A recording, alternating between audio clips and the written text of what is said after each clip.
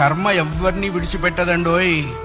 ఒకవేళ భగవంతుడైనా కాస్త ఎక్స్క్యూజ్ చేస్తాడు, కొంచెం కన్సెషన్ ఇస్తాడు, కొంచెం ఎగ్జంప్షన్ ఇస్తాడు. కర్మ చస్తే ఇవ్వరు. 1000 ఆవులు 1000 దూడలు ఉన్నాయి. దూడల కట్లు విప్పాం. ఏ దూడ దాని దగ్గరికి వెళ్ళి దాని తల్లి దగ్గరికి వెళ్ళి సరిగ్గా ఆగుతుంది. కర్మ కూడా అంతే. అవశ్యం అనుభోక్తవ్యం కృతం కర్మ శుభాశుభం. వండిన అన్నం తినలేకపోవచ్చు, చేసుకున్న కర్మని అనుభవించక తీరదు. చాలా మంది కొన్ని అనవసర మాటలు మాట్లాడుతుంటారు. బ్రతకదలుచుకోలేదు, చచ్చిపోదాం అనుకుంటున్నా.